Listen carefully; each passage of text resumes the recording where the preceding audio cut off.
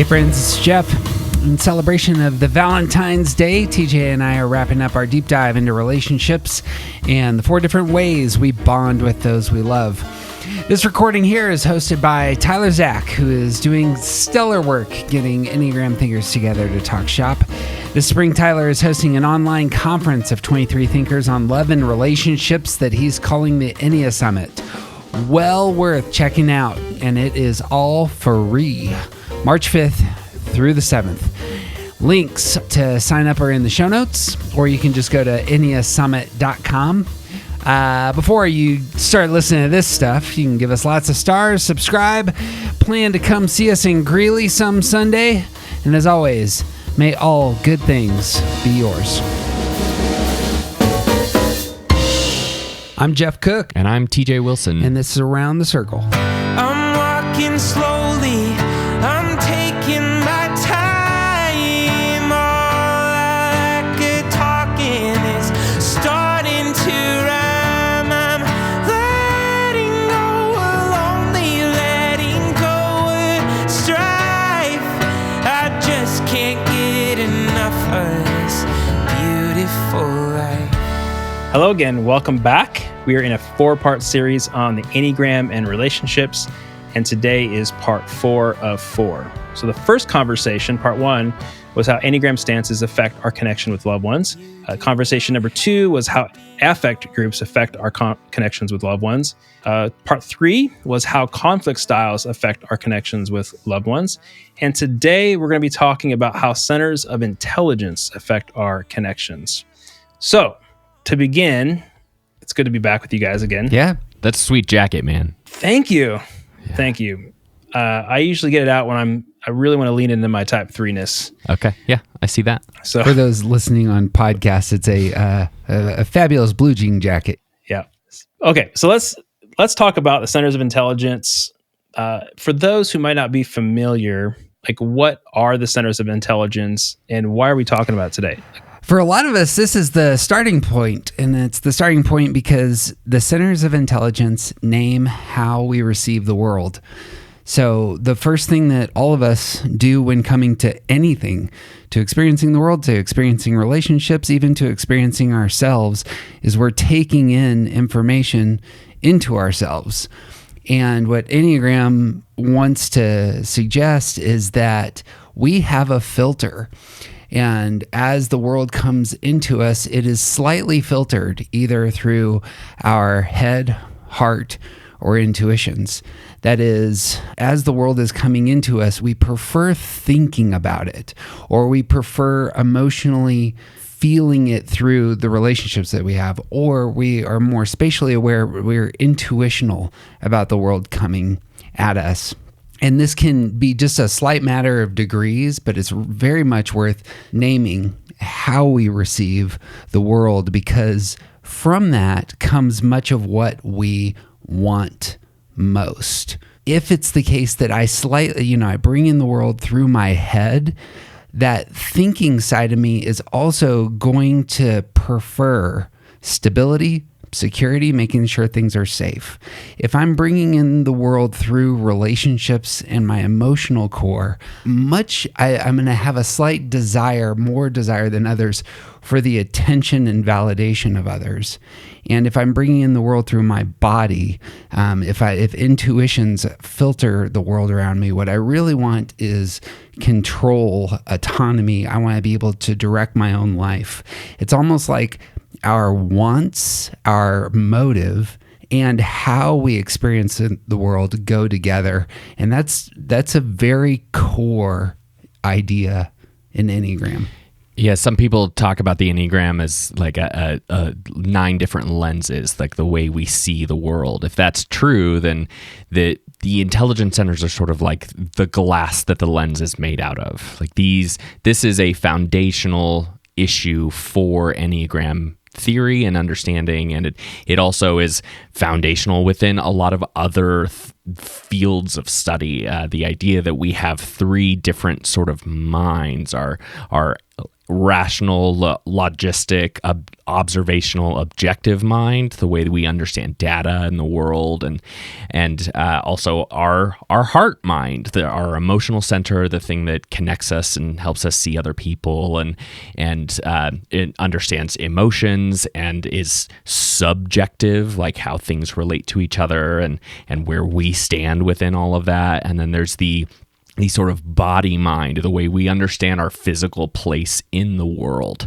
And each of us sort of uses these three things in a different order, and understanding how you bring in all of your information. Do you need the data? Do you need the emotional relatedness of fellow humans? Do you need some sort of like physical understanding of your place in the world? This is how we take in everything that's happening around us. So it seems like the body, or what's the word that you use interchangeably, Jeff? Intuitions. Okay, I don't hear that very much. Can you explain why you use that? Yeah, I routinely was tripping early on with the idea of feelings and, what's going on in a body type. It's feelings and feelings. And the more that we've unpacked this, it's that intuitions are non-relationship oriented. Intuitions are much more about the spaces. Intuitions are much more about physicality, control, and awareness of textures, proximities, heating and light, these sorts of things. Whereas feelings are emotionally grounded and much more about the interconnectedness between people and even a relationship with oneself. Yeah, and I'd even add that there's like an unexplainable sense of knowing, and that is to me, that is like the basic definition of intuition. Like when people talk about trust your gut or listen to your gut, there's sort of a sense of knowing what's good and what's bad, what you like, what you don't like, that comes from your gut, that isn't data, that isn't relational. It's just like you just know or you don't know, and that's a big part of what we say when we talk about intuitions. Gotcha. So just to circle back to the beginning, can you just remind us like what the centers of intelligence is? Is it just figuring out how we take in the world, or is there another way to say that? We all have all three centers of intelligence. 8s, 9s, 1s are all dominant in the body center. That means we take in the world through our body, through our intuition, through our guts. We have an understanding of our physical space. And that means a lot of things moving forward about how we are, about what we want, about all of the things, about how we see time. Our orientation to time is wrapped up in this. And 2s, 3s, 4s all bring in the world, the information around them through their heart center. So this is about people. This is about what other people think about them. This is about what they think about other people. Taking in all of that information is about emotions, relatedness, subjectivity. It's about people. It's the human-centered intelligence center. And then 5s, 6s, and 7s bring the world in through their head, through data, through putting the information in the order in order for it to make sense, in planning, in making sense of what's in front of them, in seeing, in observation, in planning. Like this is a future centered. Like everyone in the 5s, 6s, and 7s are sort of looking to some sort of future to prepare for. Kind of the way that my simple brain is processing this is use the illustration, TJ, of a glass that we kind of see through. The first metaphor that comes to me is it just kind of goes along with the head, heart, and body or gut. Like somebody, when they're taking in the world, they're using their brain first. For somebody else, it's they're taking it in their heart, and then for somebody else, they're taking it into their physical body, their nervous system, and wanting to respond.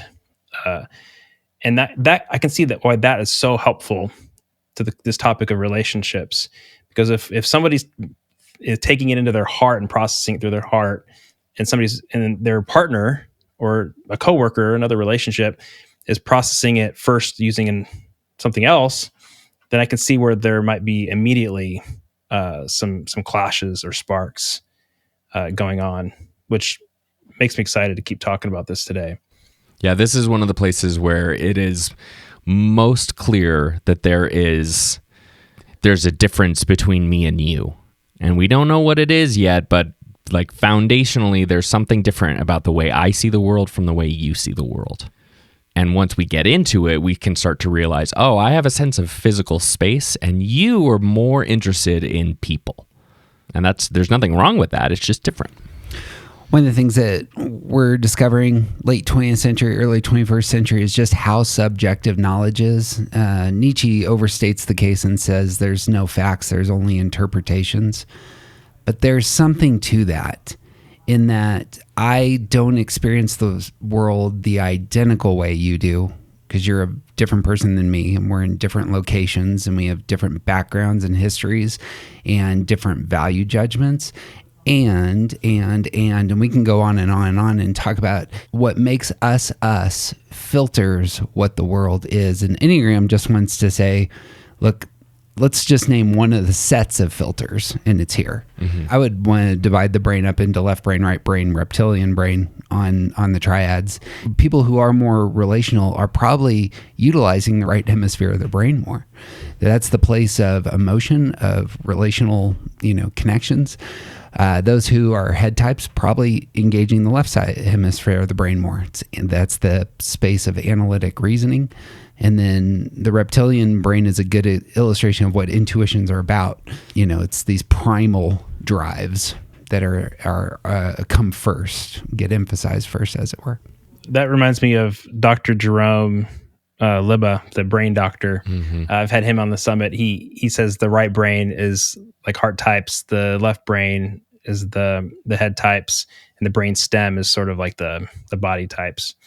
Should we flesh these three out a little bit more? Mm-hmm. Let's start starting with the body. TJ and I are both body types. We want autonomy, want to direct our own lives. Really important to note that the underlying feeling for this type is anger, because when they can't get autonomy, when they can't control the things that they want to control, the feeling that emerges will be something like an anger. And body types, because of their relationship to the present, are going to develop this trust of their intuitions. Their identity might be closely connected with whether or not they can maintain certain spaces.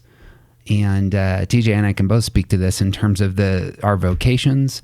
The things that we really put a lot of our energy into are probably going to be about spaces that we really, really care about.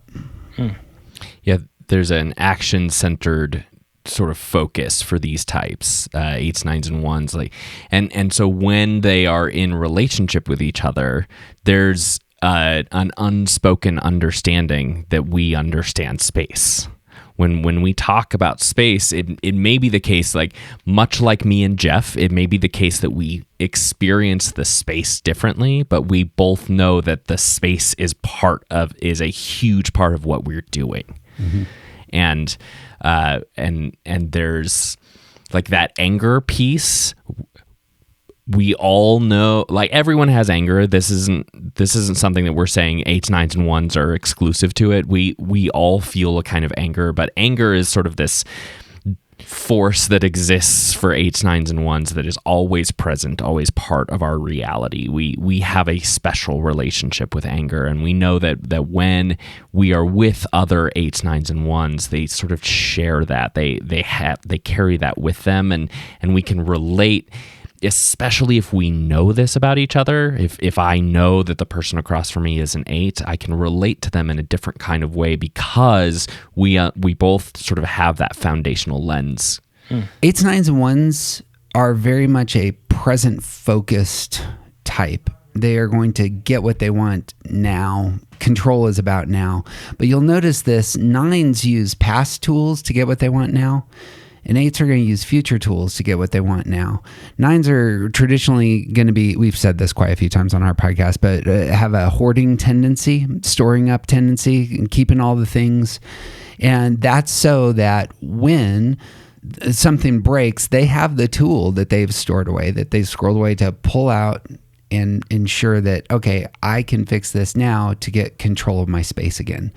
8s don't function like that. 8s are thinking about next Thursday in a way that's, how might I be vulnerable next Thursday? I'm going to do what it takes right now to ensure that I don't feel vulnerable next Thursday. And 1's perfectionism, as it were, feeling good now, all of their energy is just in the here and now. Let's create a system that makes sure that we establish a sense of control by doing things in the present moment now. And so this is why 1s can often have kind of that OCD quality. They have present tools for establishing control in the present. So it's like, okay, light bulb's out, crack is over here, we need to fix the doorknob. Those tools all are being focused in the present moment. And so when they come into relationship, I'm doing way too much background here, but when they come into relationship, this is going to be a massive part of the overlap of these types. Yeah, the concern for autonomy and control, these types can really get into it if they aren't on the same page, because they're all fighting for control. They're all fighting for their own autonomy. It's not necessarily that they want to be the one in charge, but they certainly want to be the one in charge of themselves. And all 3 of these types are very resistant to letting someone else tell them what to do. Mm-hmm. And so when it is these 2 types together, if they aren't on the same page, it can be, you're going to do it your way, I'm going to do it my way, but we're not meeting in the middle. That's good. I'm not sure how much you want to talk about the dominant emotion, but I feel like it's pretty relevant to the topic of relationships. And like the core emotion of anger is so closely knitted to how you're experiencing the world. It's like your first response. It's like software running in the background that you don't even know is running. And if you can figure out, as we go along with these pairings, if you can figure out what the dominant emotion is of the partner or someone in your relationship with, you can have a lot more empathy for understanding that they are feeling anger because they're not getting control and autonomy, and just to create some space for them to release that anger and just know why they're getting angry. It's because it's a control and autonomy thing. Mm-hmm. And we can get to the heart types here soon, but shame is always, I say, crouching at my door. Sure. And when somebody will say something, instead of me processing it rationally, like, okay, let's think about that. All of a sudden, I'll start feeling shame like a cloud in the room, and it's bubbling up. And then I start responding out of that sense of feeling shame. I'm reacting out of shame. I'm not reacting logically, if that makes sense, as a heart type. Mm-hmm. And so I have to catch myself at certain times when I'm triggered and I'm about ready to say something. I got to remind myself, like whatever they said is making me feel a sense of shame for some reason. And I got to figure that out and process that before I jump in here. Underlying feelings is what we call these, and they seem to me absolutely core to understanding the intelligence centers, especially in relationship, because this is the place of empathy. I'm not a fearful person, but if I'm in a relationship with 5, 6, 7, I need to understand that their very filter is drawing in the world in such a way that it's producing that emotion, and you cannot control that. That's simply how it is. It's a byproduct. It's how the world, when it hits them, it's a reaction that comes, and this is the emotion they experience because of how they're taking in the world. And true empathy is going to probably color that. But so too here, I want to be in control. If I don't know that TJ also wants to be in control of the spaces that we have, if that's a blind spot, our relationship's going to break down. And I think that, like you said, understanding that these underlying feelings are present and unmutable. Unmutable is probably the wrong word, but I like that. The fact that 8s, 9s, and 1s are part of the anger triad means that 8s, 9s, and 1s have a very specific relationship to anger. And all of the other types feel anger and potentially express anger. But when 8s are angry, it's part of their being. eights certainly can and should learn to recognize and sort of not control, but learn to manage their anger. Nines need to wake up to their anger. Ones need to, like, because of the way that ones direct their anger at themselves and how it spills out from that, ones also need to learn some management tools. But we're never going to get rid of our anger. And anger is not flash in the pan for us. It's a constant daily reminder of the fact that we live in the world. And so all the other types, seeing one of these types angry may just be how we are.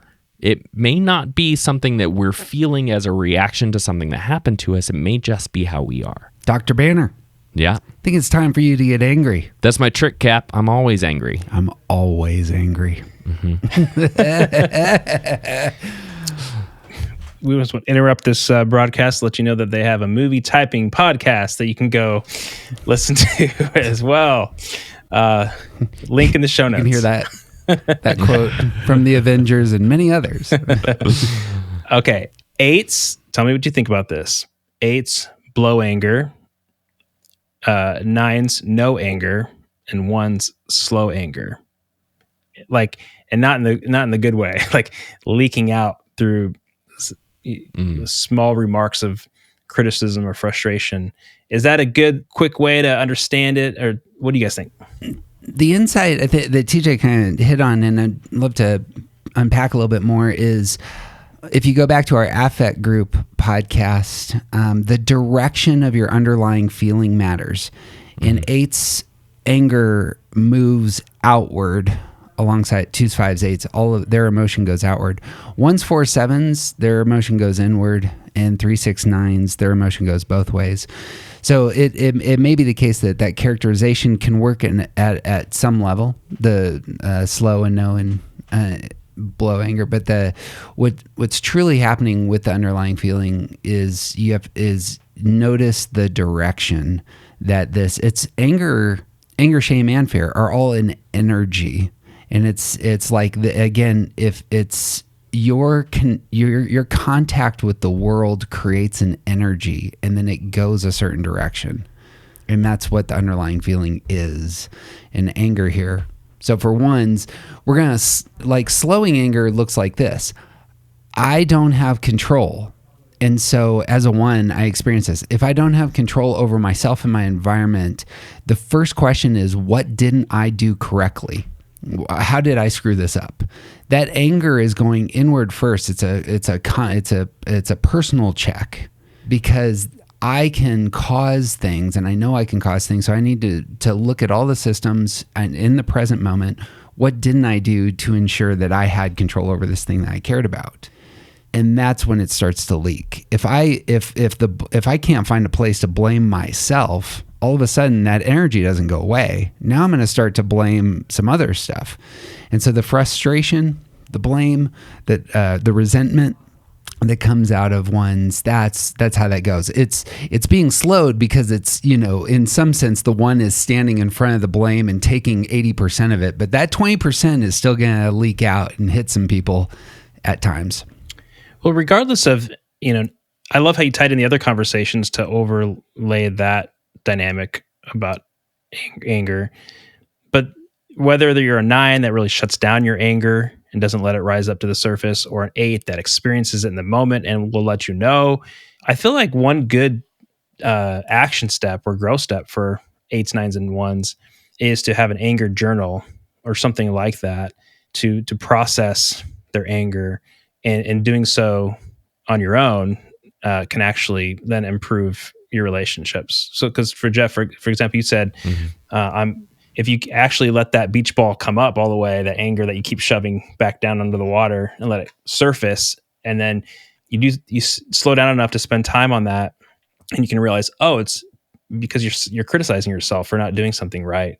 Then you can give yourself compassion, work through that on your own, and then that should in turn make your relationships better if you're doing that work with your underlying emotion. And the same is true for me in shame, doing that work of figuring out why I feel ashamed, what's going on there.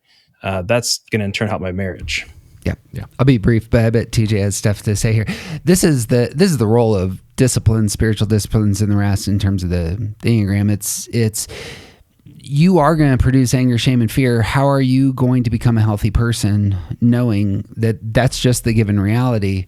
Well, perhaps putting on practices that translate that energy into good things as opposed to self-destructive things and world-destructive things is part of the healthy human life. And that's why Enneagram really matters in terms of not just, typing movie characters. It matters in terms of what are the practices I need to adopt given my type to be a healthy person. Exactly. And to use an example, what you just said, I love turning it into a positive. I love that for nines, getting in touch with their anger can actually work against the sloth and actually move them into action by doing that heart work. Yeah. Yeah. And eights know this. Anger is a great motivator. And if nines were to stop ignoring our anger as much, then it might motivate us to do things when we need to do them. Perfect. Love the conversation so far. So should we talk then about, the body types and head types? I think it would be best to hit each of the types and then we can do the combinations. Because as we're talking, I'm just aware. This is why the intelligence center ends up often being the beginning. There's so much in this move, for sure, and from this, everything else kind of springs. But to move to heart types, it seems to me the relationship between heart types is going to have some of the similar dynamics, but obviously the motive changes. And the motive of wanting to be seen, wanting to be validated, wanting to get the attention, all of that comes out of that relational filter. It's I'm good if other people care about me in some sense, right? And so the heart types are social people who, emotionally feel their way through life, lean into their emotions. They will feel social pressure in a way the rest of us don't. There is going to be that interesting, you see this in so many TV shows where there's a teetering between feelings of being connected and comparison, and always trying to navigate that relational environment. And so where the body types have a different kind of physical environment, the heart types are this very emotional environment, it's almost a different sphere. And sometimes, body types don't even see that sphere. And perhaps likewise, heart types might not even see the sphere that the body type is in. But that's the sphere in which heart types dwell. And when they have a relationship with one another, this will be almost an unspoken language. Like we get it. We get the comparative, validating, am I seen dynamic at play in every relationship we have. Yeah, the idea of attention, and I'm thinking about how as a society we've sort of like downplayed the importance of emotions, of at least the full range of emotions for millennia.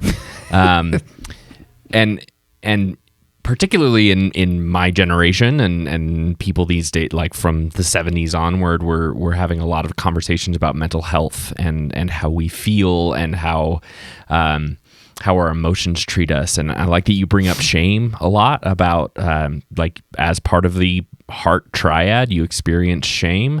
I don't like the word shame, in part because I can't relate to shame. I don't really feel shame, and a lot of eights don't really feel shame either. And there is a sense of relational anxiety. I've heard people say that, and it's all like really it's all describing this sort of this uneasiness about yourself, in particular about the way that other people see you. And so there's this desire for attention, for connectedness, to be seen in a certain way. Like that colors everything that these types experience. And when they come to the world, when they want to engage and do that, it all starts from this place of understanding who they are based on what they think other people see about them. And so you have the helpful, loving, considerate and connected type with the 2 who wants to be seen as someone who is very giving and very helpful and serving your needs and there when you need them. You have the 3 who wants to be seen as an excellent a participant in the world. They want to be seen as valuable and praiseworthy, and they want gold stars for all their good work, because that's the thing that covers up that relational anxiety. And then 4s want to be seen as authentically unique among the whole world, and that's not like they're not trying to be different, they're not trying to be wallflowers. They understand fundamentally that they are very different from every other person, and they want to express that in ways that are true. And so they want other people to see them as fully themselves, which is one among billions. And again, it all comes back to attention. Yeah, the heart types for sure need external validation. We don't know if we're somebody. We feel like we lack value, and we really are hungry for people to tell us that we're a somebody. And if we don't feel like a somebody, I think shame is a great example. I think shame's a great word from my experience. And I've heard 2s say they resonate less with shame and it's more sadness. That's just what I've heard from 2s. But definitely 3s and 4s feeling a sense of insecurity, shame. And that just comes from feeling like the tank is low. Whereas 8s would be a good contrast of being very self-assured and confident. 2s, 3s, and 4s feeling like, no, we need to go out into the world and get that external validation to feel like a somebody. Yeah. And that kind of plays with how we interpret things. So if something is said in a meeting or our partner says something, we can immediately feel shame because we interpret them as not we don't interpret it logically, rationally. We interpret it as they're speaking to my value, that I've less value, and that's what triggers the shame. If that makes sense. Yeah, it does. The core to the type is your motive, and your motive is all about how you feel good in the world. And 8s don't need you to care about them in order to feel good in the world. Yeah, but the 4 does, or the 3 does. And that's like, we all want relationships, but like when you push and push and push to the absolute bedrock of what is it you want most in the world, that's where it is for 2, 3, 4. It's going to have that relational dynamic to it. It's like the constant "you are here," the true north. There's nothing wrong with that. The thing with 2s, 3s, and 4s, sometimes what will come out when coming to Enneagram is, should I be ashamed of my shame? As it were. And it's like, well, you should name that for a half second and just say, this is the underlying feeling that's produced when you come to the world.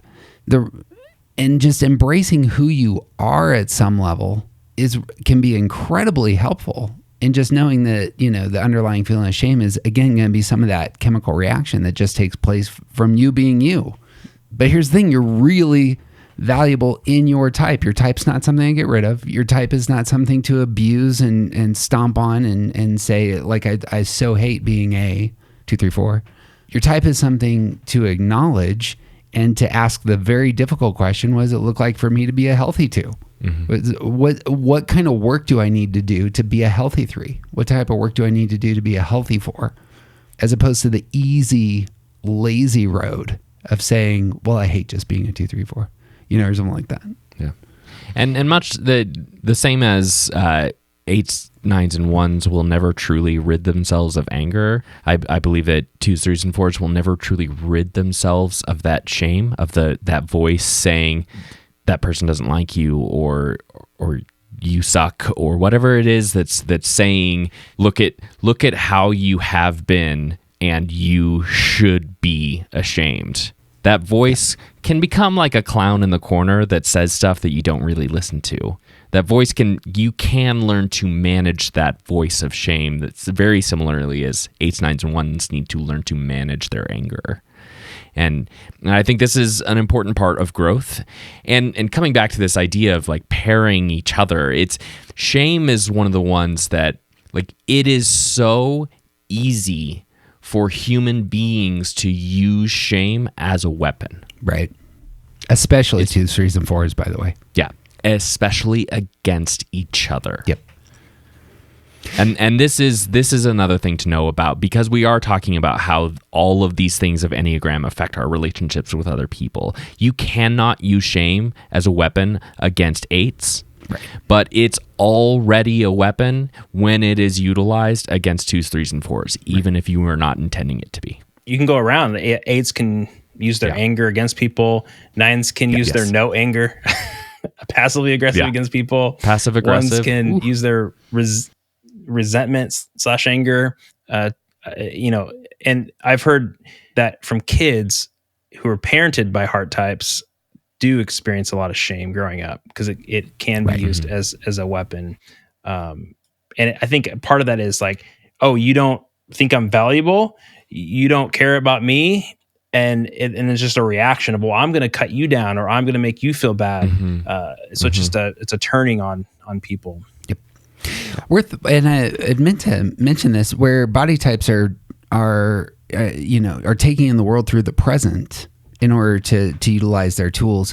2s, 3s, and 4s are taking in the world through that past filter. So the relational past filter really matters. 2s, 3s, and 4s all experience the world today through this filter of what happened when they were in 6th grade, when they were in 9th grade, what happened with Sally in 11th grade.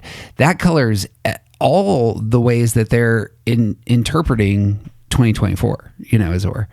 And that past filter has that relational dynamic. You weren't loved at this point in time, and what are you going to do in order to not have that feeling anymore? 3s are going to win tomorrow in order to ensure that they're going to be loved. 2s are going to earn the love that they need right now. And 4s have that relationship with the past, in which that romantic coloring of how do I interpret the past in myself, and those mash together in that romantic quality.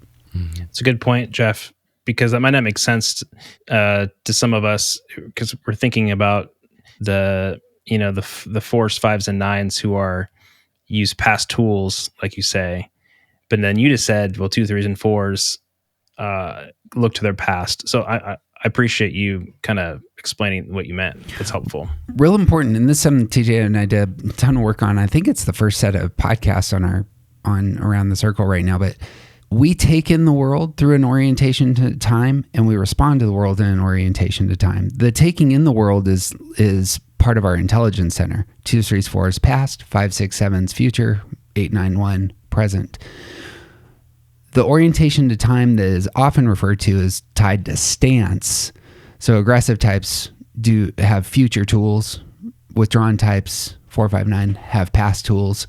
And 1s, 2s, and 6s have present tools. And that's why they're so, externally focused.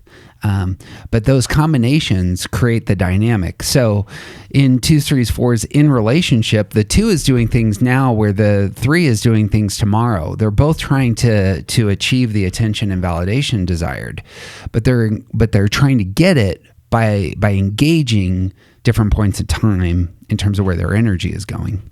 That's good. Well, we should probably move on to the heart or the head types. Great. Head types want stability, want to feel safe, want to be secure. Again, taking in the world through a future lens, and the future is always colored with fear. You don't know what's going to happen tomorrow. And so what might happen is a filter that colors how they experience the entire world. And so because there's a valuing of thinking, because there's a valuing of data, that is going to be where head types live. Because stability, safety, security are so highly valued, possessions are going to be a primary. What do I acquire in order to ensure that I feel safe and stable in the world? And for For sevens, it's going to be opportunities. For sixes, it's going to have a relational dynamic of who's on my team. And for fives, it will color data, assets. What do I have that I can pull from to ensure that I'm safe in the future?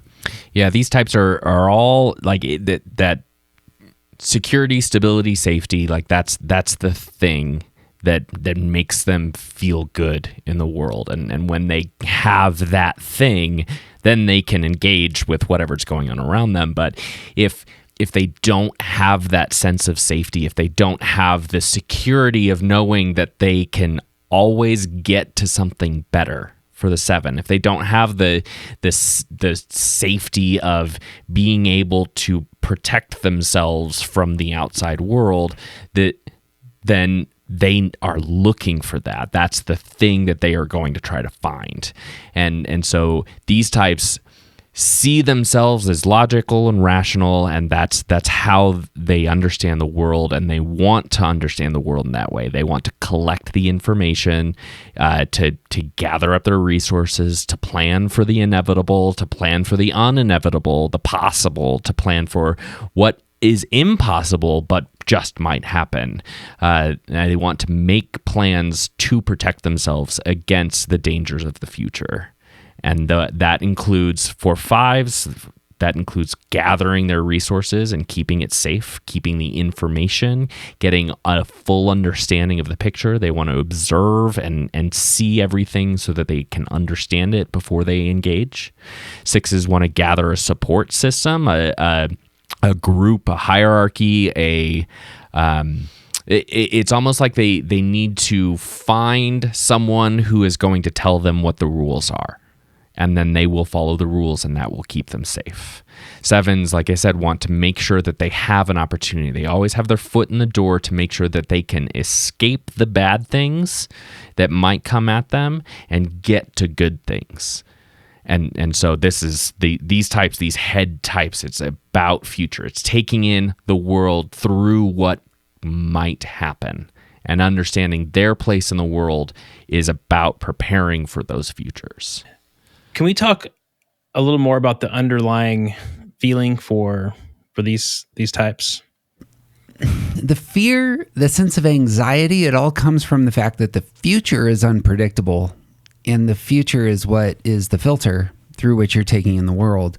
It's what is coming up is a valuing that emerges. And again, it's that chemical reaction, as it were. You experience the world, and the tilt is towards what might happen.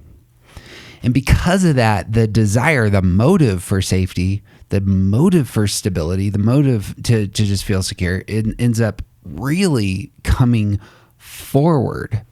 And so since fives are using past tools, since sixes are using present tools, sevens using future tools, notice how those tools then color how you do things. So the five is going to withdraw in order to get secure using past tools, their experience, their assets, their knowledge, in order to ensure that they feel safe in the future.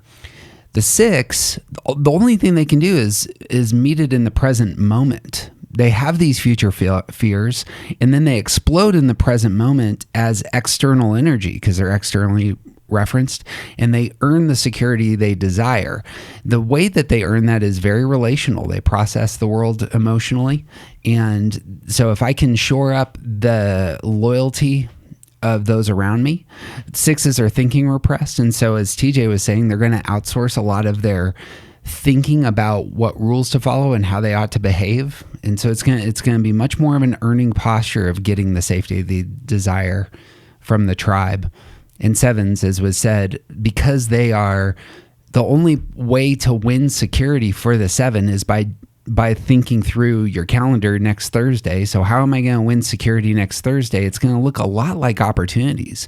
It's going to look a lot like, how do I position myself to have 5 different options? And so if something bad does happen, I can always cash in this check, get on that plane, and head somewhere where things aren't terrible. So just like we said, we all experience anger. We all experience some sort of relational anxiety or shame. We all experience fear in different ways. But for these types, we're not talking about scary movie fear. Like lots of people are afraid of spiders. The whole world is a little bit afraid of clowns for no reason. There are things that we fear as people. Being afraid of an airplane dropping out of the sky is a reasonable, normal fear that people have. But what these types are experiencing is a sense of the possibility of not being secure in the future is a danger. Yeah. And that is something that they need to prepare for. The what ifs. Yes. Yeah, that's good, TJ. And I was thinking about, again, the anger in the 8, 9s, and 1s. So 8s are going to express their anger more openly. 9s are going to be asleep to their anger. And then I think about these 3, the 5, 6s, and 7s. I know that 6s are going to be the ones who are going to express their fear the most, that underlying emotion. They're more in touch with it.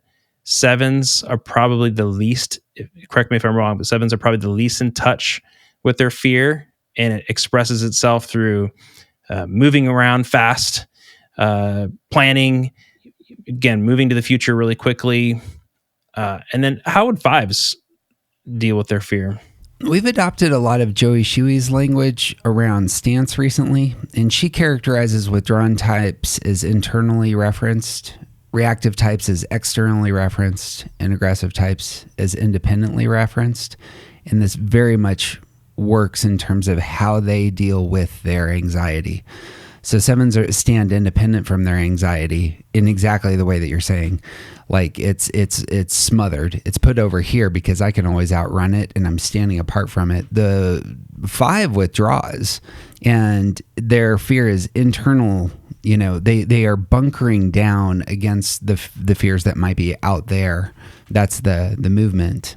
And again, as you were saying, the external reference point for the 6 is I'm going to tell you what I'm really afraid of because I want you on my side when the bad guys come. And just for the fun of it, I would like to add a third interpretation to this idea of direction. So we did talk about with 8s, 9s, and 1s, anger goes outward for 8s, is both directions for 9s, and inward for 1s. So think about the direction of the underlying feeling. Which direction is it going? For 8s, the anger goes outward. For 1s, the anger goes inward. And for 9s, we are trying to keep anger at bay in both directions. So too with 2s, 3s, and 4s. With 2s, their sense of shame pushes them outward. They ignore they push away their shame so that they can put their energy outward. For 4s, their sense of shame pushes them inward. So they turn to themselves to understand themselves better, to get a sense of their sense of shame. And 3s are trying to push both directions in a way of sort of like, I don't have an internal person. There is no thing behind the mask that I wear, and there's a sense of shame about that. And I have had failures, or I could have failures, or people have criticized me for failures in the past. There is a sense of shame about that. So that shame, the direction of the shame is going both ways. Similarly, with fear, 5s are fearful about the world out there. So they turn inward. The source is outside is the move. Yeah. 7s are afraid of the world inside because if they have to, they can't escape themselves.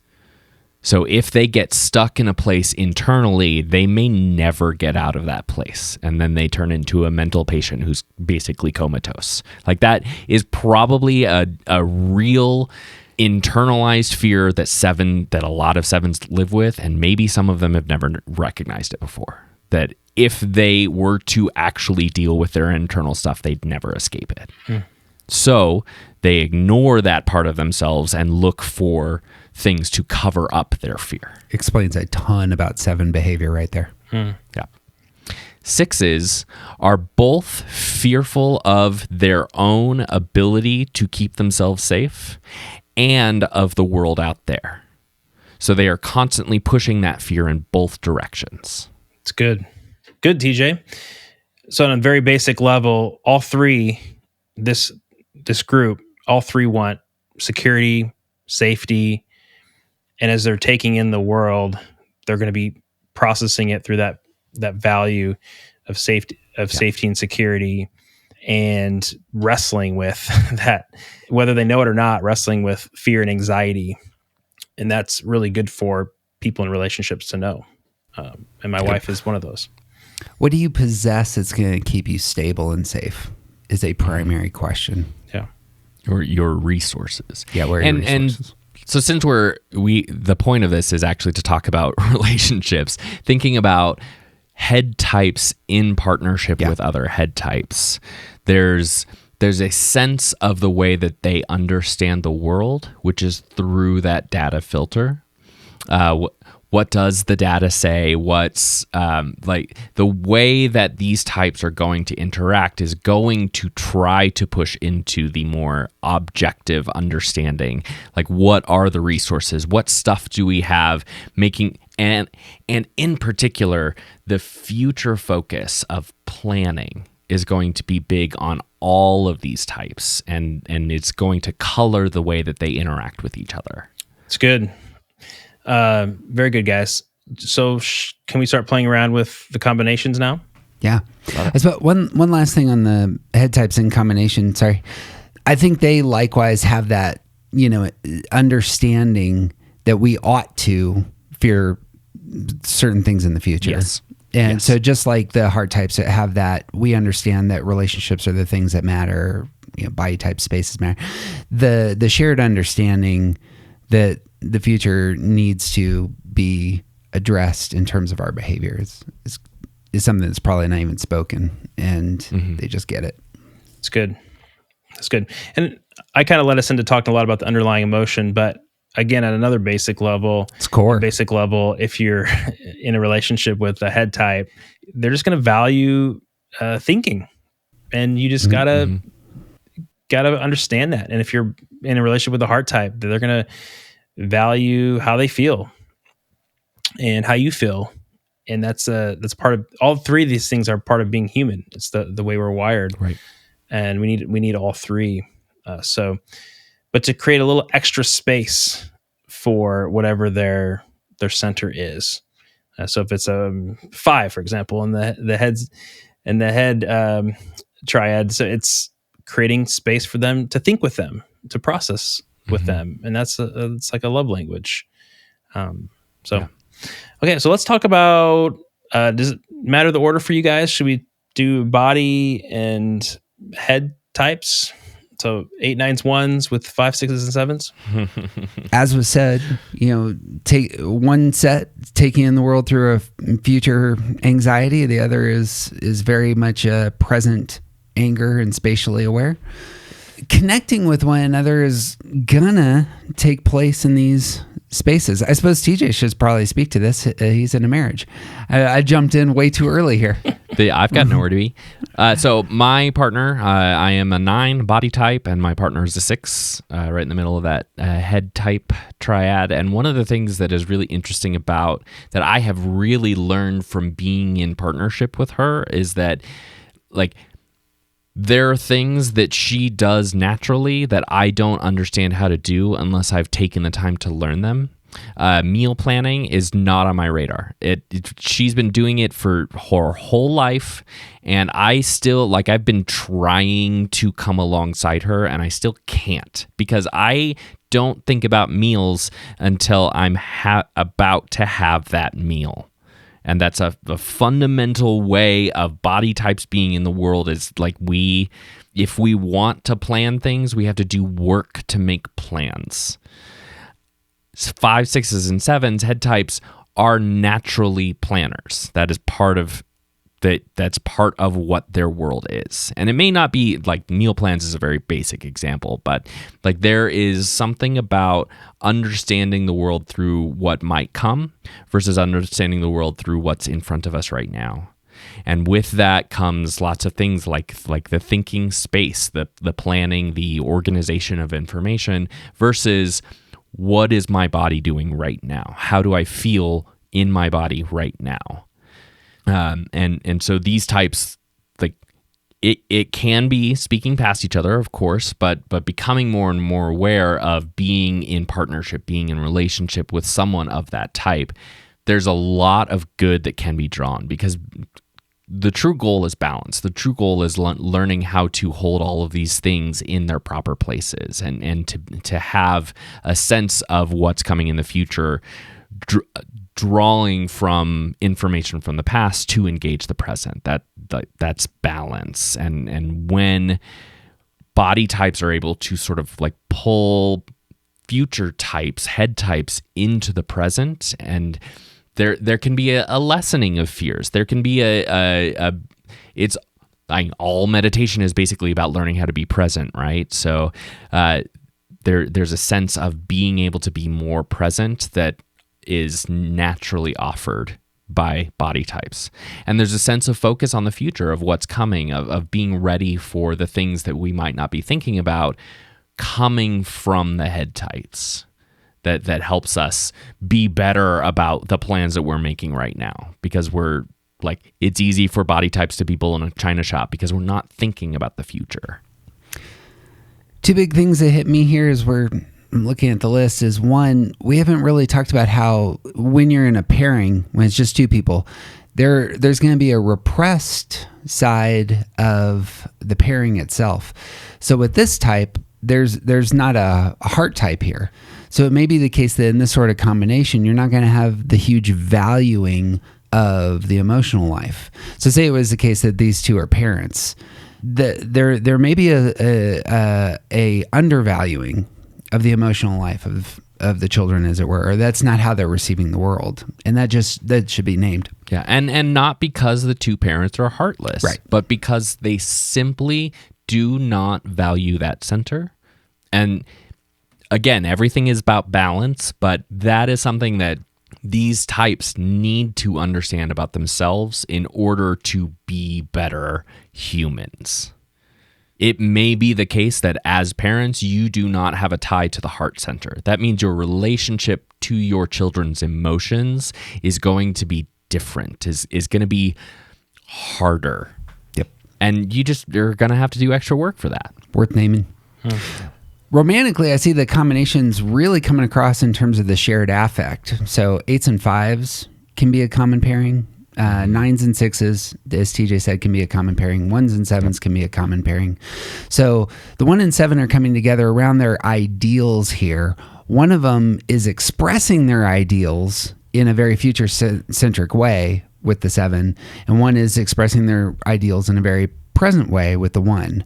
So the ideals are taking place there, but the expression of what is it that I want is coming out of their intelligence center. You know, the 9 and 6, the intelligence center is going to tell you what they want. The 6 wants security, the 9 wants control. That's going to be a huge dynamic in that relationship. Mm-hmm. They are attaching to one another because they're part of the attachment triad. 9s and 6s are attaching to one another in order to get their motive fulfilled. Yeah. 5s and 8s both expect rejection in relationships. 8 wants control, 5 wants security.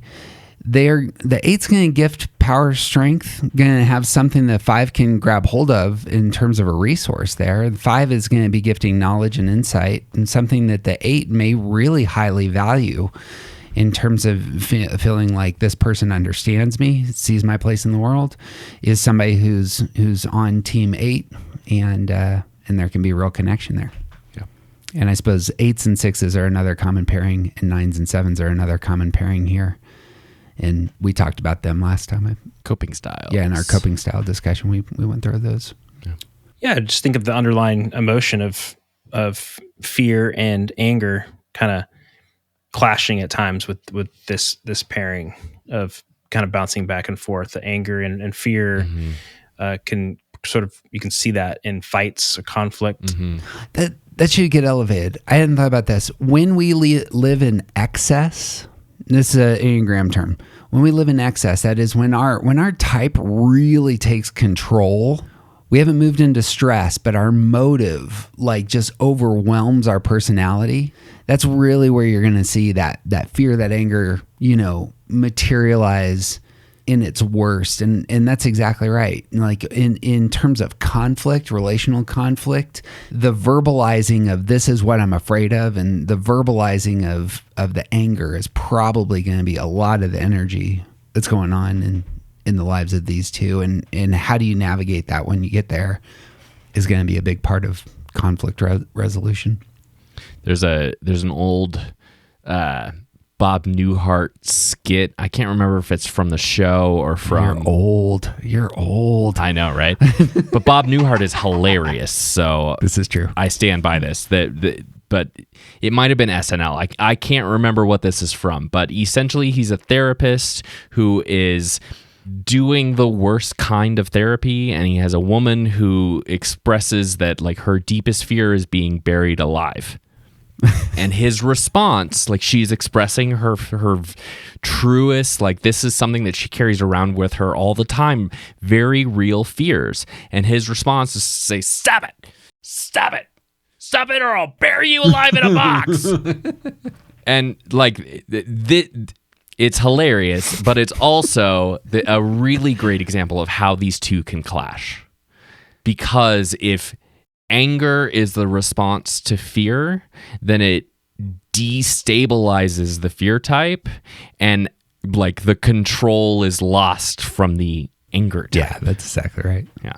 So like that there can be a really unpleasant way that anger and fear interact, and it can be disastrous for the relationship or the partnership or whatever it is. Yeah. Like being aware of your underlying feeling and being aware of your other's underlying feeling can help mitigate these problems. That's a good solution. Like you gotta do work on your underlying feeling for the sake of your relationship, because it's a doom loop here. Yeah. If the fear, the anger type is getting angry at the fear, and the fear is gonna go out more, causing more anger, and then it's just it's a machine perpetuating itself. And if like very practically speaking, if I respond in anger to my wife's fears, she will not trust me. It will destabilize the relationship because she has lost trust in me, because she will fear me from then on. Right. Thereby perpetuating her fears and eventually perpetuating my anger. Yeah. Or getting more anxious because you have no anger and are in the positive outlook group and suppressing that. So, but then refer back to part 3 of our series. Right. That's good. And TJ, we need more of that. Outdated movie references. We have a podcast. Okay, let's move to body, the 8, 9s, and 1s, and the heart types, the 2, 3s, and 4s. So I'm in a relationship of this sort. It's again characterized by heart type bringing in the world through the whole history of relationships that they have that really inform who they are in the present. And the 891, experiencing the world very physically, spatially. This can be an excellent pairing, and it's again the case. I bet you're going to see a lot of pairings here. But I'm stuck on what we just said. One of the best things, what you're probably going to fight about is going to have to do with your underlying feeling. And a lot of conflict resolution is going to have to start with yourself saying, I really need to tap down my underlying feeling. I need to do the work to bring that back so that we can communicate. Mm-hmm. In the most stressful times in my life, in my wife's life, all she cared about was that I got the relationships that we shared together, especially in our work environment that we were sharing together, figured out. Like, you need to do the things to make sure that these relationships are taken care of. And I'm sitting there saying, no, but these are my ideals. And it may be the case that these are relationships, these are folks that we're working with, and it's just not working, and they should move on, And that was a big part of the conflicts and energy that we had at that time.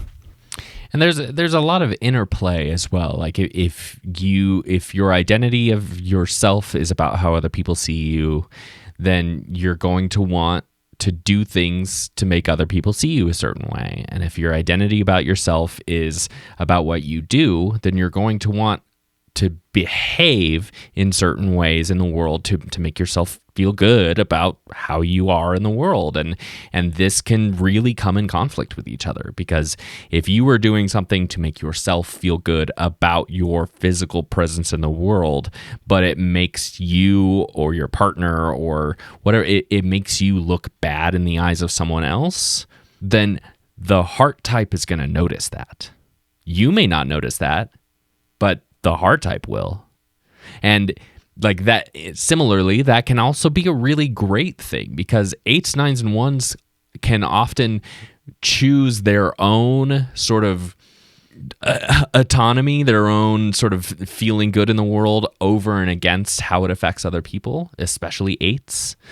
And the heart type can come alongside and say, actually, this is how that is actually, I know this feels right to you, but this is how it's affecting other people. Because body types don't necessarily sense that. Yeah. But heart types do. I bet you if it's a romance, especially if it's a marriage, I bet you're going to see that in the extended family dynamics. Where the 2, 3, 4s are going to have probably a different kind of radar for their extended family. And the 8, 9, 1, in my experience, the 8, 9, 1 are not necessarily, invested in the same kinds of ways. Right. It's going to be more, do I feel comfortable going to Aunt Sally's house? Whereas the heart type is really invested in Aunt Sally because that's a relationship and that's how they understand themselves. And maybe the problem with Aunt Sally's house is that it just, it smells like cats and you can't breathe when you're there. Right. And that's the problem with going to Aunt Sally's house. That is a completely different issue from having an actual problem with Aunt Sally. Yeah. Okay, so I grew up with a lot of anger in the house, and I'm very sensitive to your both of you guys' underlying emotion, feeling. Do you know what your parents are? Well, primarily my mother, who's a sexual 5. So Okay. it's that sexual instinct can make anger flare up. And they can be, all be aggressive no matter what type they are, the sexual instinct. So when I get around 8s and 1s in particular, 9s are, the sweethearts of the Enneagram. It's hard to get, it takes a lot to get into, for me to get tired for our anger. It takes a lot for me to get into conflict with a 9. But like for 8s and 1s in particular, that'll have a little more access to the anger and express in their body, or it radiates from their body. I'm very sensitive to that, because that can trigger my shame. Not with healthy, but like more like average to unhealthy 8s and 1s. So that can affect my relationship with them. And it's not just that, it may not be their fault. It may just be my just triggering something in me that I need to work on. But then I was going to ask you vice versa for both you guys. How does the shame of 2, 3s, and 4s frustrate and anger you? We haven't brought in stress and security numbers yet, but what I heard a lot in your response was a move towards your stress number in part there, in terms of how you're articulating your sensitivity to the anger is not a relational thing. I imagine that there is, there could be a dynamic there where you're pulling some of your stress tools and engaging that space. And that's exactly what happens for me with shame. If someone pushes me into spaces of shame, they're pushing me into 4 space. So I'm a 1, I go to 4 in stress. And all of a sudden that's an uncomfortable place for me, in a very similar way that I was hearing for you moving into 9 space. That's an uncomfortable place. You are feeling the tension in a visceral way, in an intuitive way. And so I imagine the underlying feelings that we all experience in our stress number really need to get named, because they're often incredibly uncomfortable. And TJ could talk about the move to fear, and his move to 6 in that way. But I could, but I'm not going to right now. I'm actually going to skip that and bring up that this is a perfect example of the difference in the intelligence centers. Because the 3, the heart type, expressed what he experiences from when he experiences a certain emotion from other people. And the way that you see the world as a 3 has to do with how other people's emotions affect you. Yeah.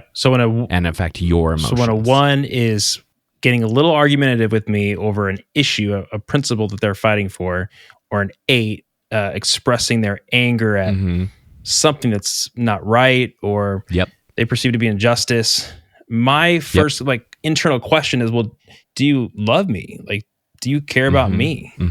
That's going through my head. I'm not on their level doing what they are inviting me to do, but that's what's going on in my heart. And it's hard for me to move past that and get to where they're at if it's not resolved that I think that they don't care about me or love me. Right. And for head types, or for gut types, for body types like me and Jeff, our experience of other people's emotions is very different. So I don't, like Jeff expressed, that he doesn't experience shame in other people in the way that has a significant effect on him. I feel bad for other people's shame, but I don't feel it. I feel like I'm kind of immune to shame. Like, you can't really shame me. I'm not embarrassed by things. And 8s don't know what shame is. Like, what they exist in a way that, like, their world is about controlling their own world. So why would they ever let themselves feel something like shame?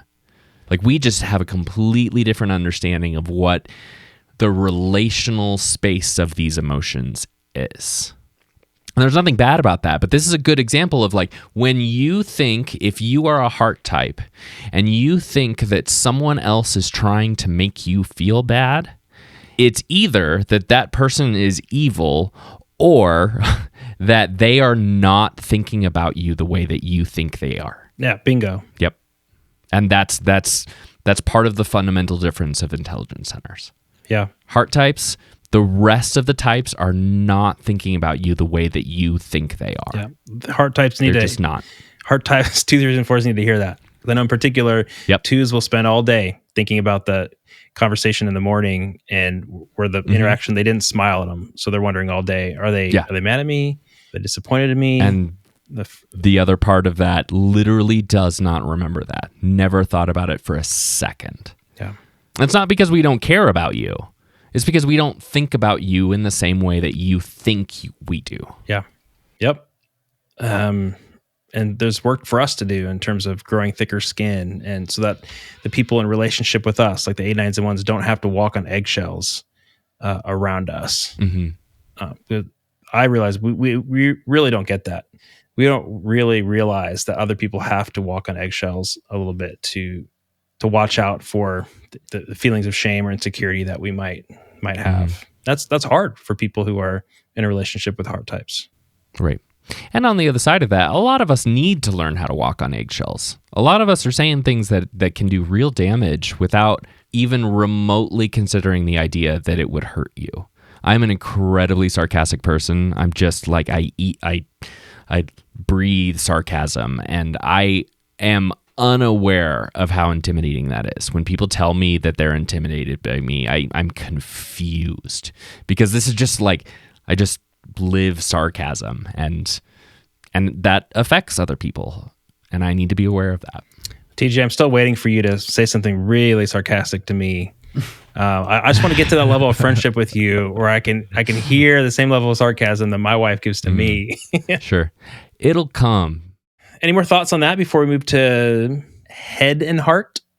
We got 5, 6s, and 7s, and 2, 3s, and 4s. Just the connection between heart types and body types strikes me like, in terms of what's most common. It feels like it's really the coping style. Is the 2s and 9s are a common pairing, 1s and 3s are a common pairing. Yeah, of all things, 4s and 8s can be real common, especially when they're young.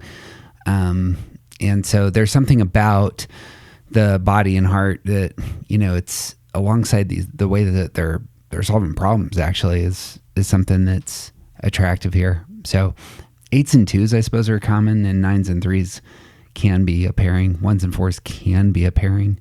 That's much more about the relationship on the line, though, I think, for those, for 9-3, 1-4. Anyway. Well, I also think there's something to be said about the understanding the world from a non-quantifiable place. Like we didn't talk about that. Data. Yeah.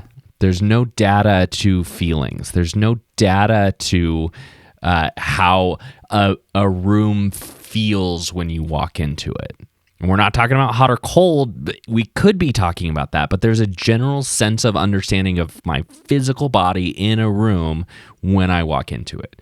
And there's no data around that. You can't measure that. It's an ineffable sort of understanding, and there's no data around emotions, and so this is a place where there can be a lot of feelings, but we're not talking about the same thing, but we have a sense of understanding, because the thing that we're talking about, you can't really say, oh, I had 3 degrees of hatred this morning. Yeah. There isn't a quantifiable sense of how we see the world. I meant to say that, yeah, the repressed side of this couple. So if you have kids, there's not going to be the thinking, as a primary in this couple.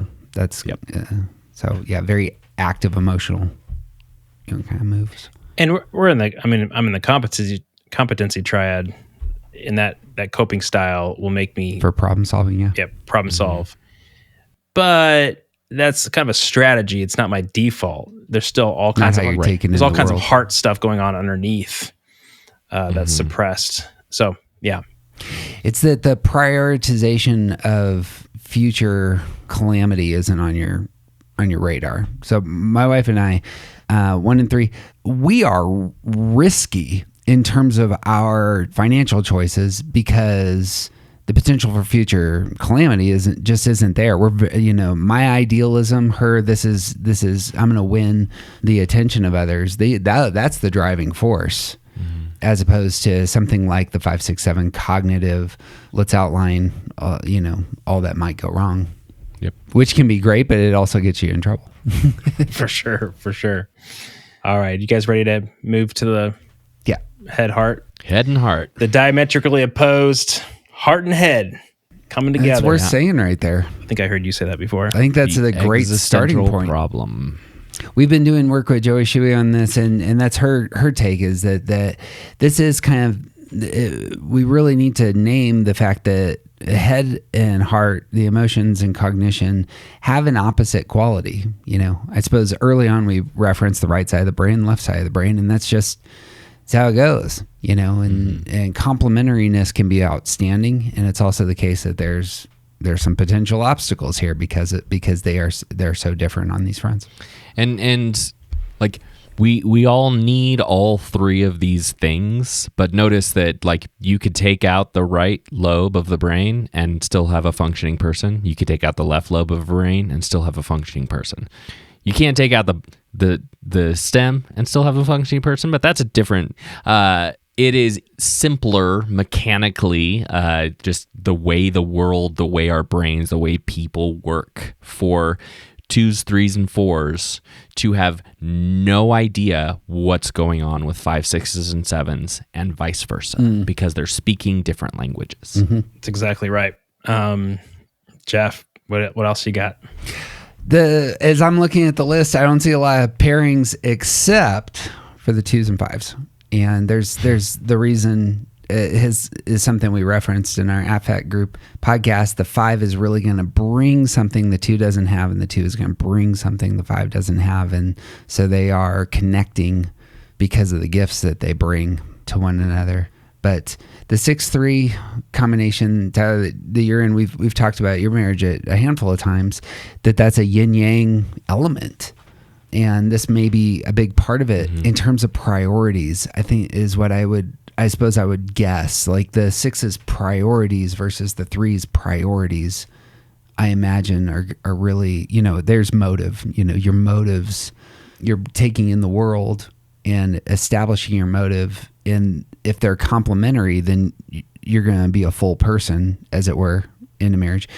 But it's going to be a yin yang dynamic. Yeah. I've been shocked though at how many 3 and 6 combinations I've run into recently. Okay. I mean, I've done 3 couples counseling sessions over the last year and a half that are 3 and 6 combination. Steph Barron Hall on the Ennea Summit here is a 3 with the husband who's a 6. So I keep running into it, even though it sounds rare. This combination's unique in this whole pattern, and it's because the 6-3 share a line, and nobody else here shares a line. Right. And so relationships on the line are really important to name, because the 3 is getting pulled into security by the 6. Like your secure self is embodied in your spouse, and your spouse, who's the 6, is finding the healthy side of her stress number in your 3-ness. You live in her 3 number. And so you have tools to navigate that space with some class, power, energy. And so when she stumbles into, her stress number awkwardly, and she's in 3 space and trying to get other people's attention, you can clap her on the back and say, this is how it's done, and rise up, and all of a sudden you're a foundation of energy for her to engage the high side of her stress number. Mm-hmm. Yeah. It's interesting because she's in the head triad, but she doesn't have productive thinking. And I, as a 3, am in the heart feeling triad, but I don't process my emotions. I'm emotionally stunted, and it needs to do more work at figuring out my emotions and feelings and maturing in that area of my life. So that's a really interesting dynamic.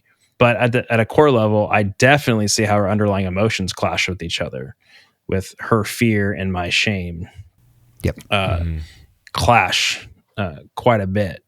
And I just wish I would have known this early on in my relationship with her. It just would have made so much more sense. I imagine for you, both of those are obstacles to the goals that you're pursuing, yeah? Yeah. Fear and shame need to get pushed aside because you got bigger ambitions, correct? Yeah. Yep. And notice the feeling repression move for the 3. There's the nugget. And there's for the 6, the outsource. So I do this all the time with my wife, who's the 3. I outsource my thinking to her. She's not necessarily in the head triad, but she's incredibly confident about whatever it is that she believes, right? And so that gives me just energy. Like I intuitively go, oh, she knows what the hell's going on.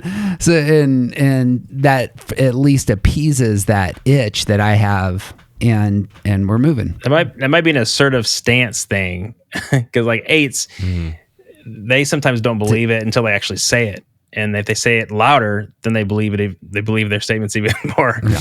We have a buddy who's a 1, and she goes out with Kelly to one of these trivia nights where you have like the team of people come together, and the team answers the trivia question, and Kelly will shoot out her answer, and the one writes it down and hands it in, and it's totally wrong, and she comes back mad and goes, you should have said that you weren't too sure. You said it with such confidence, and she was so mad because they lose X, Y, and Z points because Kelly's too assertive about her answer to the trivia question. Anyway, I think that's funny. It's a double whammy for me, because her fear will try to get in the way of my goals, which are often tied to my work, which then her fear is not only getting in the way of my goals, but then it's also attacking what I do, and what I do is I get confused with who I am. And then that's where the shame comes up, because feels like she's attacking me.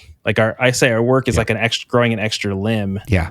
And if you start poking our goals and poking what we're doing, it's like you're attacking us personally. And that's where the shame comes in. So that's that's not maybe true of the other types, but that's definitely how I feel as a 3. And then my goals and an outward focus of achieving then constantly makes her more fearful and anxious that she's going to lose her security and safety. Yeah, there's a one of the things that has come out of a lot of our work with Joey Shuey is the objective versus subjective understanding. And the heart types live in this subjective place, and head types live in this objective place. Like, that is how the information is coming at them. They see their observations, their sense of fear in an objective way. And heart types see their world in a way that is about me, is about what people think about me, about my relationships with other people. And that's not selfishness. This isn't like being detached from everything, but this is a part of how these types understand the world. And when they are in partnership, it's good to recognize that you filter everything through something that ties it back to you. Everything in the world has to do with how you see yourself and how other people see you. And your 6 partner sees the world in this objective, like trying to gather the data apart from herself kind of way. And regardless of it, if it actually plays out that way, like 6s are often expressing their own fears about what's going to happen to them, so it's a little bit less objective in that way. But like, this is the filter that head types are experiencing, and this is the filter that heart types are experiencing. And so maybe it's a good idea to like have practice thoughts, like thought experiments written down, even potentially like conversations where you theorize about this information, pulling yourself out of it. Like, what if it was somebody else in this exact same position? How would that person react or see this? And it can be an imaginary person, that's fine. And then for head types trying to understand a little bit more about what it is like to be subjective is like putting themselves in the middle of it. Walk a mile in my shoes kind of idea. Like, how does these things affect me and my what's the way that this is about connection? What's the way that this is actually about my emotional life and not just raw data? Like that, because that's there's an existential gap there, this right brain, left brain thing. But everyone is born with both right and left brains. Like we are all a 3-part person, head, heart, and body. And we need to remember that one doesn't ever exist without the other. Mm-hmm. Yeah, that's right. Especially not if we're healthy. Well said. Well said, TJ. One last thought that I have on this to contribute is just an acknowledgement that I realize that 2, 3s, and 4s, like I said, could be hard for the body types. I see now. This conversation helps me to see that the heart types can feel invasive to the head types. So when a 2 comes in with their big heart, it can feel like for the 5, it feels like you're invading their life. If a 4's emotions and drama and grief and all those things that they feel can feel very invasive to a 7 who doesn't want to experience pain and suffering. And we were talked about 3s and 6s, but and that's really, again, that's hard for 2, 3s, and 4s. Like especially 2s have a very positive self-image of themselves. It's just good to recognize that even though we're heart types and we're really loving and we care about people's feelings, and to realize that can be a little they can go overboard. That can be feel a little too much to our thinking type for the people we're in a relationship with, if that makes sense. Emotions are messy. Thinking is not messy in that way. Like, data itself is static and whitewashed and clean, the ivory tower, whereas the relational desires, needs, experiences we have, human beings are incredibly complicated when we dive into their lives. And if that's what we want most, is the connection, the relational connection. that's going to have that dynamic. It's also the case that sometimes you need to get saved out of the ivory tower. You can't live in your brain all the time, like get involved in somebody's life. Yeah. Being isolated in that way is not a healthy place either. So we hadn't mentioned it, but as you were talking about shame and fear having such a powerful influence over forward movement, notice in this couple, the repressed center of the couple is action. There's not an intuitive person here. And so that may have a lot to do with some of the dynamic there is being embodied is not one of your primary centers. You as the 3 are the only one of these 6 types that actually processes with action. And so for most of the couples that are a head and a heart, it may very well feel like we're not going anywhere. We're kind of in this place of thinking about our feelings or feeling our thoughts. I was going to say, I can take action. I'm a part of these sort of stance, but when I get into conflict with my wife, I have a really hard time taking action because I move to 9 and numb out and experience shame, and I can't move. I get stuck. And to that point, the focus on the present moment is also missing. Yeah. Heart types draw information about the world through a past filter, and head types draw information about the world through a future filter. And they're often less focused on what's happening right in front of me. It's good. Any other thoughts on this pairing? Yeah, it was really just the 2 and the 5 and the 3 and the 6 in terms of romantic pairings is what struck me here.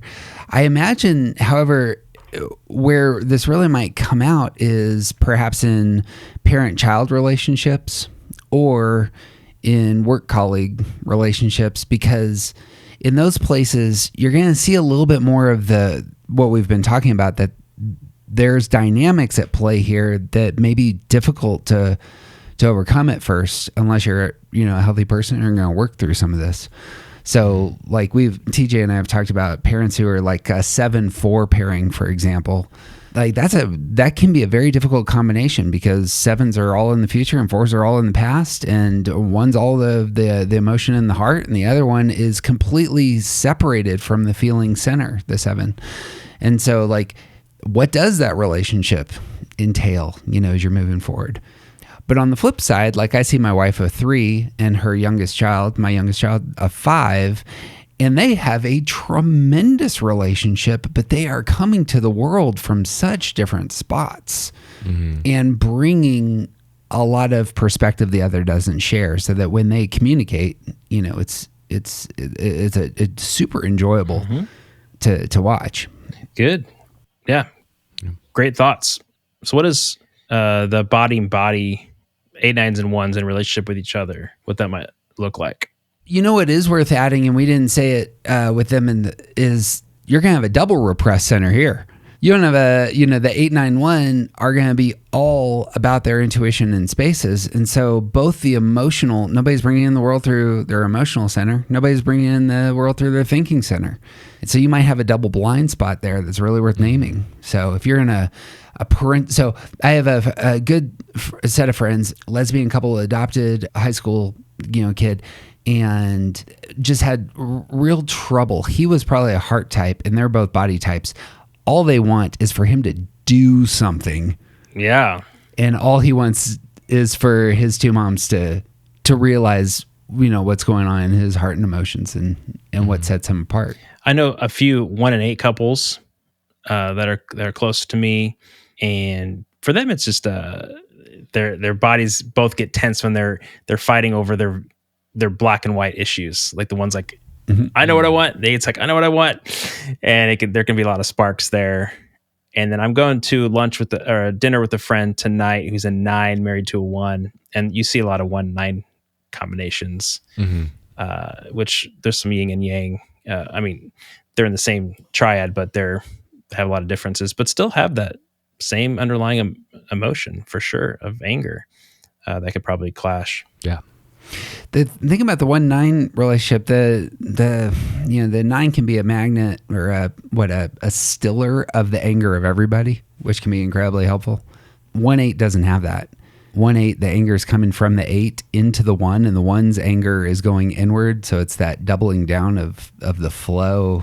We talked about that in another episode, but that channel of anger going from the 8 into the 1 can be, a dynamic there. 9-8 also is a relationship that's real common, though. Good. Yeah. And this is speaking of 9-8, this is something that I should have said from the outset, but there is no this pairing is better than the other or anything like that. It literally, all of it, every pairing on the Enneagram has more to do with the health of the individuals than it does with type. And that is the rule. If you want to be in a successful relationship, don't look for your perfect Enneagram partner. Make yourself a more healthy person and look for another healthy person. That's it. And also, that being said, 8s and 9s have a real hard time because fundamentally, 8s use conflict to gauge where they are in the world and where they stand and where other people stand against them, and 9s avoid conflict at all costs. So when 8s and 9s sort of overcome that barrier, this can be a really interesting pairing that shares the space of anger, shares the understanding of space and activity and our wills impacting the world around us. And also the fights with these two can be so not explosive, but this can be a very volatile pair because of the way that they both have that anger as part of them, and they're fighting about their own autonomy and what the other person, how the other person is affecting it. This is that 8-9 pairing is real interesting because there's a especially in romance there is a connection here. The 9's presence being elevated and mattering to the 8, you being pursued is a big deal. Mm-hmm. And I think that's a lot of the romantic energy. How they fight, the 9's passive aggressiveness will come forth.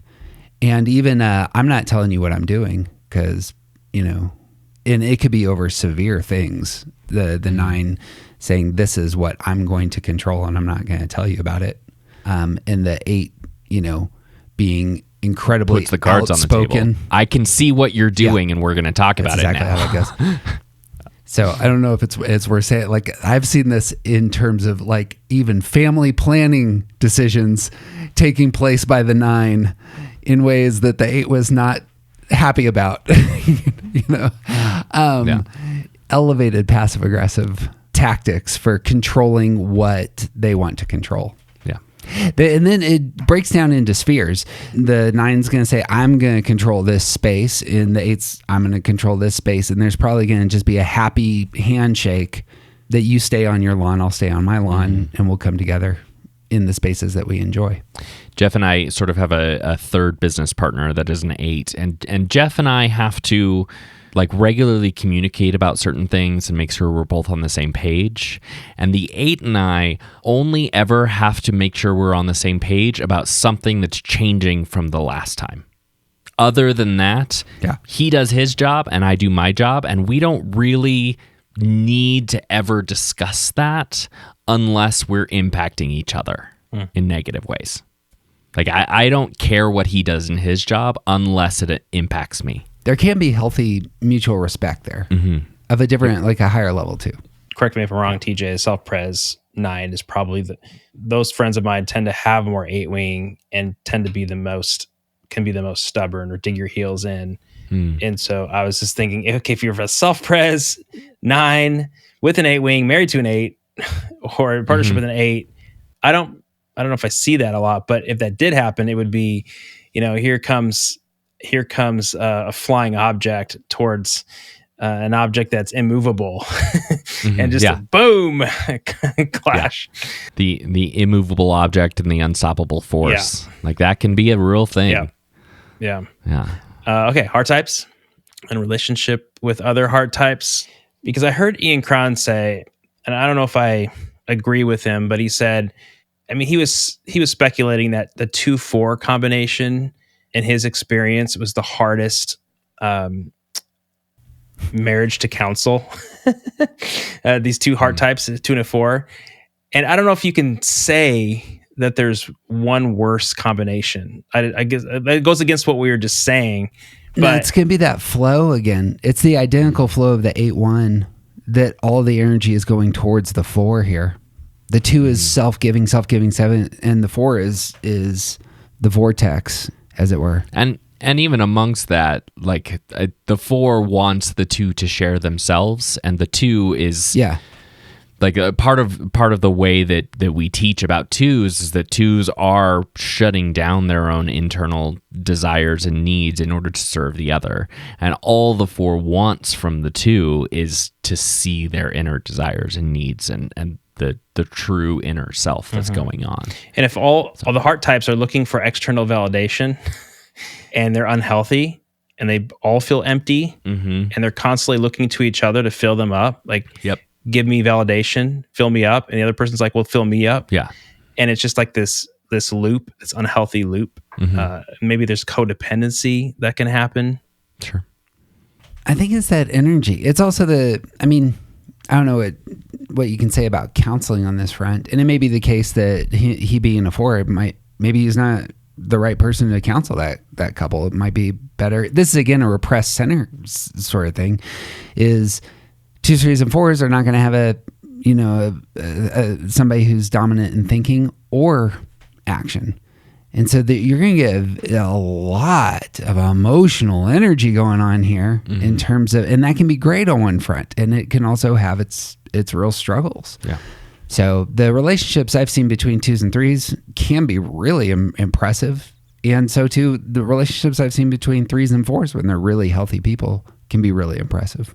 Yeah. I have a lot of admiration for healthy 4s and enjoy talking with them and being friends with them.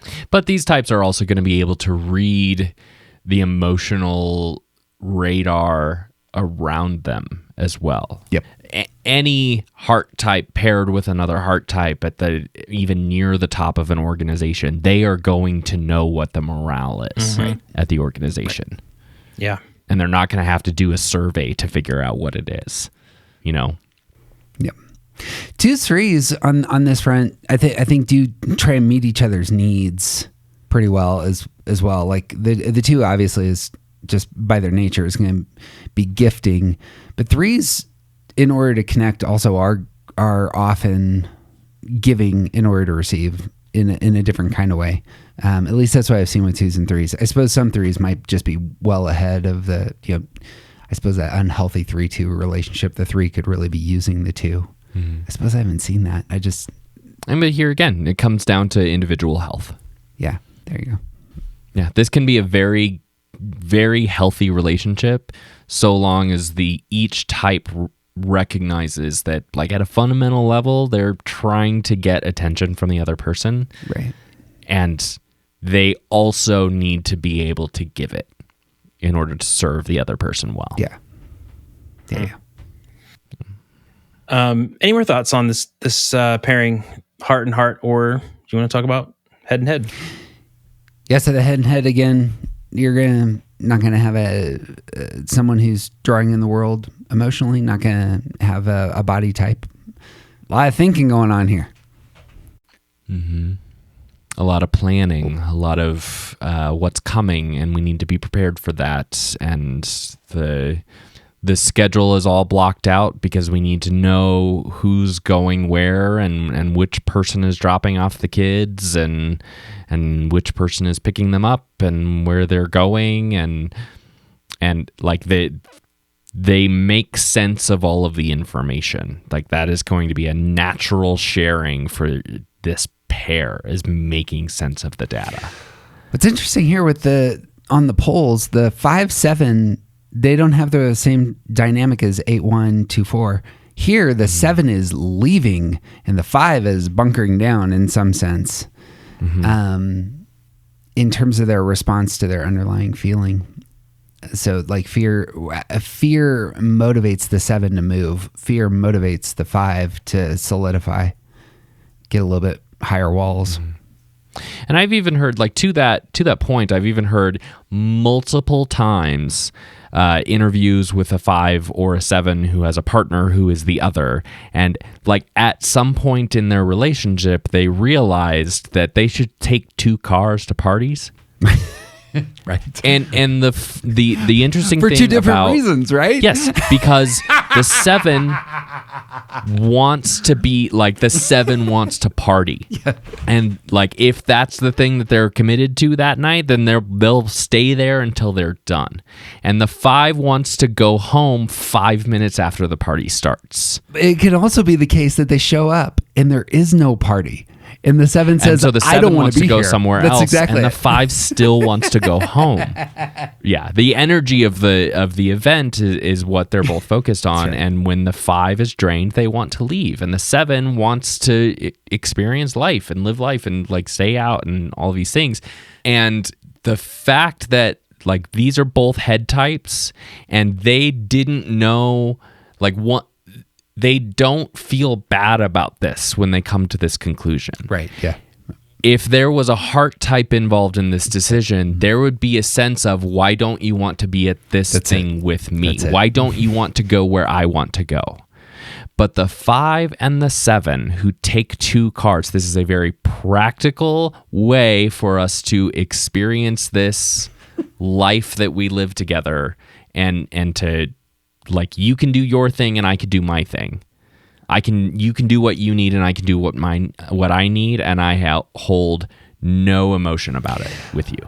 Both of them targeting stability, both of them targeting safety, and they get there in different ways. And I suppose it's probably the case you kind of understand this is who my partner is, because the understanding is a primary. And exactly right. Like emotion, why would we need to talk about the emotions here? Yeah.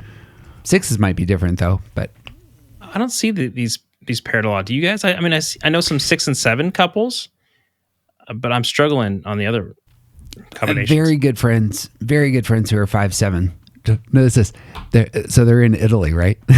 They come back from Italy to their house, and one of their pipes had broken in the top floor of their 3-story townhouse. Destroyed everything within. She's 8 months pregnant. She's a 5. He's a 7. He goes on a vacation the next week because she knows that's what he needs, and she needs to nest. Mm-hmm. And so he does a ton of work in that week prior to the vacation to get everything arranged, problem solved, do all the things. And then he's gone because she knows that's what he needs. And what she really needed was just, she has her list. She's she's an event planner is what she does. So she's going to knock out, here's how the plumbing works, rebuilding the floors, insurance is paying for it all. I'm going to create a space for my kid who's coming in the world. And they were both very comfortable with that solution. So appreciated having this conversation with you guys. I learned so much, things I've never heard before. And so I just value my time with you guys. Likewise. Any last comments as we wrap up? I suppose just to wrap up everything, those 4 questions of how do I receive the world? My intelligence there. How do I get what I want? My stance. How do I solve problems? My coping style. How do I connect with others? It's the affect group. If you can do Enneagram work with just those 4 questions in mind, especially if you have a partner, or especially if you're working through something with a kid or a coworker, man, that could be a couple months worth of work, and it's probably one of the most valuable things you could do for like long-term roots in that relationship. And since I've ended every other one with this same message, don't type other people. By the way, can we specify this? It's don't. You're saying don't type them by saying, hey, you're an 8, you're a 7, you're a 4. Yes. In your own heart, you have to navigate the world, and you might say this person is very aggressive, and I understand because I've done some Enneagram study how to relate to aggressive people. Yep. I'm not saying that they're a 3, 7, 8, but yes. Right. Yeah. Particularly stance, you can lean a little bit on stance, but you're not allowed to type other people. Even if it's your kids, you're not allowed to decide that for someone else. Right. You can hold a guess loosely. Don't type other people. The best thing you could possibly do is become a healthier person yourself. And send them to the Start Here podcast. Well, hey, I can tell there's some anger, some frustration down there, TJ. You keep mentioning it. Way to be a healthy 9 and get that out to the world, because yes, It's the one rule. yes, that can be very, very damaging. But again, I found I love reports, and I love dabbling in some marriage reports to help couples.